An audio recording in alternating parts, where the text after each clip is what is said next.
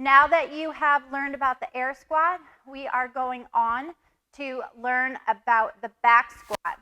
So the back squat is a very, very popular move for both us in CrossFit, Olympic weightlifting. Across the world, you're going to see lots and lots of people back squat. So we're going to talk about setting up from the rig, and then I'll talk about what it'll look like if you're at home and you don't have this set up. So this big guy is called a rig. You'll see them at gyms. We have them set up in the middle, or you'll see them anchored against the wall, okay? These are called J-hooks. What these do is allow us a surface to put our barbell on. This is going to be step one for you. You need to set your J-hooks up at the proper height for you, the athlete. How do you know what the proper height is? I don't want you to have to squat super low to get the barbell out, nor do I want you to have to get on your tippy toes to pick it up or put it back, right? So typically, that setup is going to be at about shoulder height. Now, of course, we're all different heights, right? And these are set point holes. This guy slides in and out just like this, okay? It's not going to be perfect. When you're setting up, I always want you to err on the side of lower versus higher. We never want to have to go onto our tippy toes to put the barbell back. Cool? Okay. From here, you're going to grab your barbell and you're going to set it up on the rig.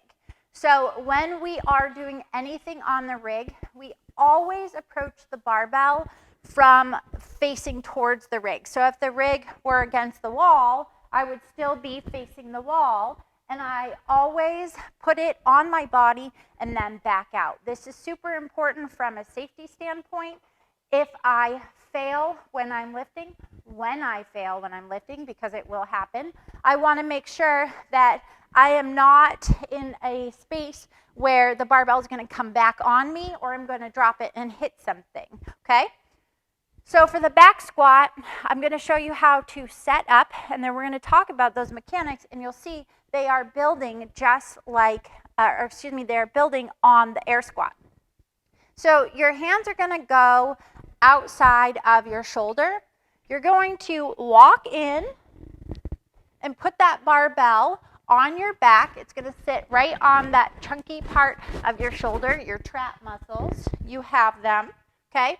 And we're going to make sure that we're nice and tight. Our feet are underneath our hips. We're going to stand that barbell up. I'm a little unbalanced. We're going to make sure that it's balanced. We're going to walk out with a nice tight core. We're going to make sure that we are a decent distance away from the rig. So again, if I were to fail, I'm not going to hit the rig, and I have enough space to be able to squat. And I'm doing the exact same thing that we talked about when we did our air squat. I'm going to keep my chest up. I'm going to think about my knees tracking over my toes or slightly outside of my toes. I'm hinging to keep those hinge mechanics on point, right? I'm loading my hips first, and then I'm going to try to squat as deep as I can. So it's going to look like this. Eyes forward. That'll keep me That'll help keep my chest up, and I'm squatting down, and I'm getting as deep as I can, and then I'm standing up, okay? Eyes up, and I'm trying to be intentional and powerful as I stand up, okay? Now, to put the barbell back, I'm going to walk it into the rig. I'm going to hear it, clink, clink. I know I'm at the rig. I'm going to look to make sure that the barbell is on top of the J-hooks, and then I'm going to set it down. And then you're going to come out. Cool? If you are in a gym setup and you have the ability to create this, I want you to stop the video now, and I want you to go set up your barbell and your J-hooks and play around with your back squat.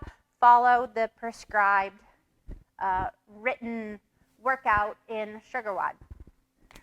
If you are an athlete at home that does not have this set up, I want you to play around with pretending like you have something on your back.